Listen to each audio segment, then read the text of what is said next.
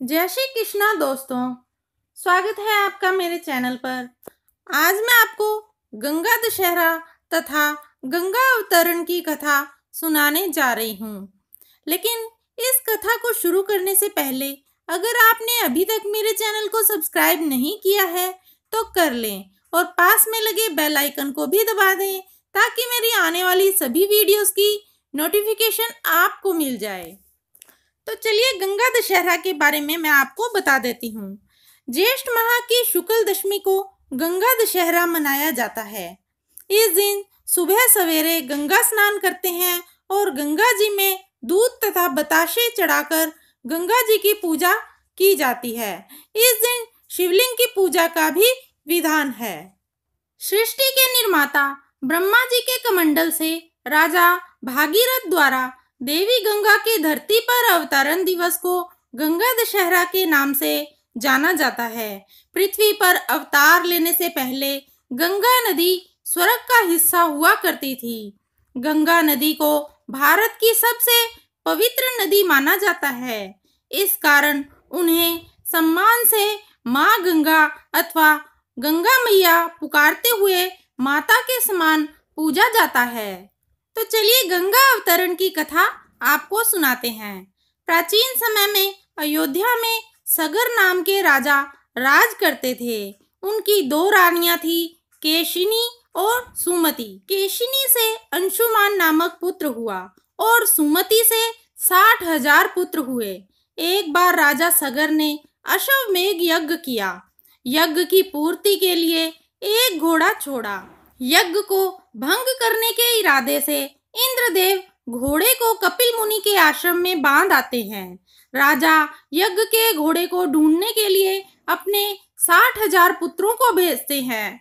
घोड़े को ढूंढते हुए वह कपिल मुनि के आश्रम में पहुंचते हैं और घोड़े को वहां बंधा पाते हैं।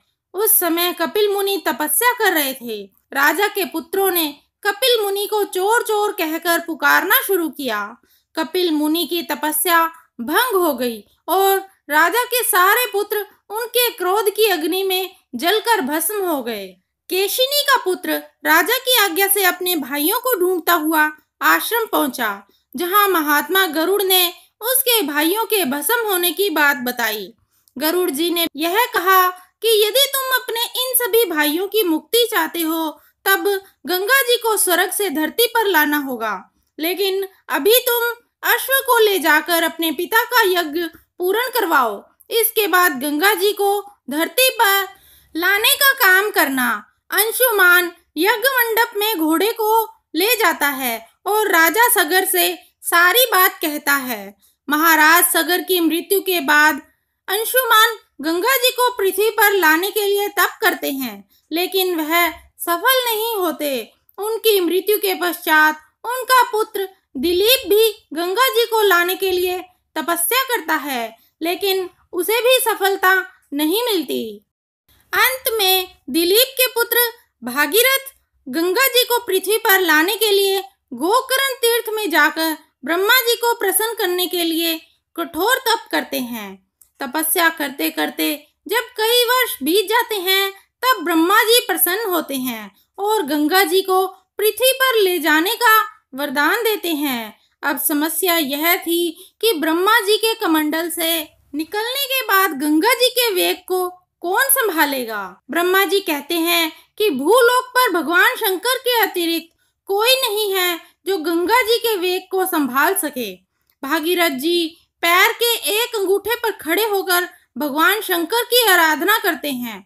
उनकी कठोर तपस्या से प्रसन्न होकर भगवान शंकर गंगा जी के वेग को अपनी जटाओं में संभालने के लिए तैयार हो जाते हैं। गंगा जी जब देवलोक से पृथ्वी की ओर बढ़ती है तब उनकी धारा को भगवान शंकर अपनी जटाओं में समेट लेते हैं और कई वर्षों तक गंगा जी को शिव जी की जटाओं से बाहर आने का मार्ग नहीं मिल पाता है। भागीरथ जी दोबारा शिव जी से विनती व आग्रह करते हैं, तब वह गंगा जी को मुक्त करने के लिए तैयार हो जाते हैं। इस तरह से शिव की जटाओं से छूटकर गंगा जी हिमालय की घाटियों में कल कल करती हुई मैदानी इलाके की ओर बढ़ती है। जिस रास्ते से गंगा जी जा रही थी उसी राह में ऋषि जहनु का आश्रम था। तपस्या में विघ्न होता देख वे गंगा जी को पी जाते हैं। भागीरथ के प्रार्थना करने पर ऋषि अपनी जांग से गंगा जी को बाहर निकाल देते हैं। तभी से गंगा जी को जहनपुत्री अथवा जानवी भी कहा जाता है। इस प्रकार अनेकों स्थलों को पार करती हुई जानवी ने कपिल मुनि के आश्रम पर पहुंचकर सगर राजा के 60,000 पुत्रों के भस्म अवशेषों को तार कर मुक्त किया। उसी समय ब्रह्मा जी ने प्रकट होकर भगीरथ के कठिन तप तथा सगर के 60,000 पुत्रों के अमर होने का वर दिया। साथ ही घोषित किया कि तुम्हारे नाम पर गंगा जी का नाम भागीरथी होगा। अब तुम जाकर अयोध्या का राज संभालो। और ऐसा कहकर ब्रह्मा जी अंतर्ध्यान हो गए।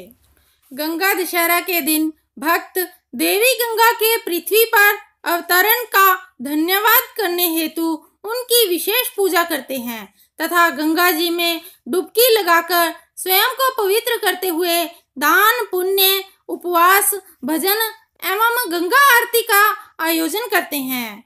गंगा दशहरा पर हजारों भक्त प्रयागराज, इलाहाबाद, गढ़मुक्तेश्वर, हरिद्वार, ऋषिकेश, वाराणसी, पटना और श्री गंगा सागर में पवित्र डुबकी लगाते हैं। गंगा दशहरा के दिन दशाश्वमेध घाट वाराणसी और हर की पौड़ी हरिद्वार की गंगा आरती विश्व प्रसिद्ध है।